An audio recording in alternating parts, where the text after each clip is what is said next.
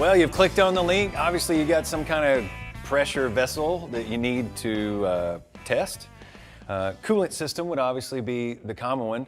My name is Brian, this is Denny, and we're gonna try to kind of walk you through a good way to test, because obviously, yeah, you can roll it outside, or if it maybe even looks like an old motorcycle gas tank or a tractor gas tank or whatever, you can, fill it full of gas and watch it all roll out. Or a little more professional way to do it is with a pressure tester. Perfect. So let's show them how to do it. Sounds good. What we have here, Brian, is our coolant pressure tester, and it's set up on a bladder type of an affair so that you do not need all the different adapters. And how it works is that with the pressure, if you can just run the pressure piece there, if you look on here, it says bladder and system. By pushing this towards the bladder, when we pump on that, the bladder here comes out. And then we can slide this over and seal it. So now you're putting air into the system. So you're sealing on this. You don't need all the adapters. My 3-year-old would be fascinated by this. Exactly. I mean, he could play with this thing for hours. If you hand me the red adapter, we put that onto the radiator. If you put it on the right direction. If you put it on the right direction, it fits a go. lot better. Then this sits into the radiator and clamps on. All right. Now I'm going to put this towards the bladder. Okay. Pump it up. Pump it up till it gets to the bladder area. Flip it over. Okay. Now you're ready to pressurize the system. Okay. Now as you pump pressure into the system, you are actually pressurizing the system. Most systems are about 14 to 17 pounds. If in doubt, you can always look at the radiator cap. It's usually stamped on the radiator cap. And look for your leak. Once you get the pressure on it, it should hold pressure for probably a couple of minutes. Look for a leak on the hose or wherever it would be. Once you've done your testing, you've got your repair fixed, or you've got your testing done, now you need to relieve the pressure. Relieve the pressure is very simple. You have pressure there. As you push this over towards the bladder, through this hose and into some kind of a waste container, you will force the fluid. And when that drops down, you watch that coming down to 0.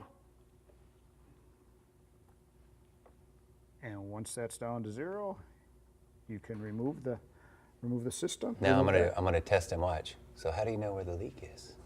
Because where the coolant was coming out of the radiator. What if it's dry? What if it's dry? Then it could be an internal leak inside the engine.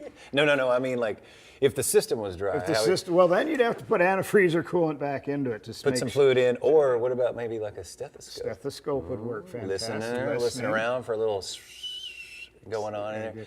Another little tip too, if you need to do a gas tank, especially like a motorcycle gas tank, keep the pressure really low. Yes. I mean, we basically took one and went with about 12 pounds, 15 pounds. It doesn't. It doesn't take a lot. No. So err on the side of going small.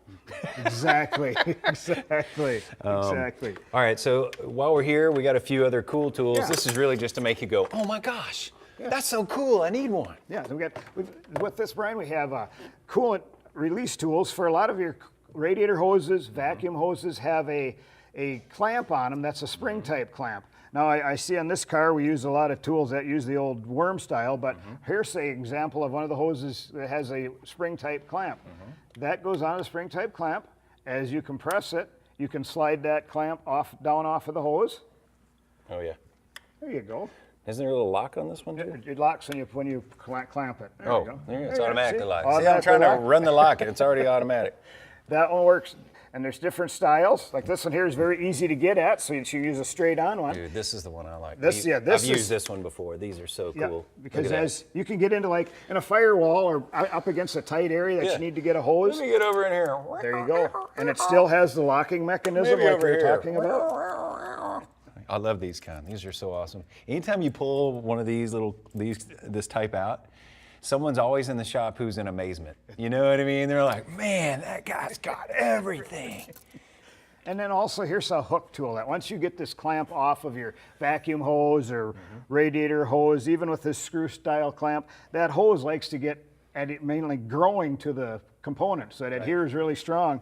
With this, get in between the hose and the metal piece or whatever you have, and slip it in there and work it around, and it breaks that seal. Oh, they can really be tough to get at. They're always a pain. And don't do this at home, but if you need to get in there and get some teeth clean, you can take care of that too. Sure would work for that. Well, OTC has a lot of different really neat tools for you. Their lineup is really pretty crazy. You know what I mean? Every time I flip through there, I'm like, man, they've got one of those. So check them out, otctools.com.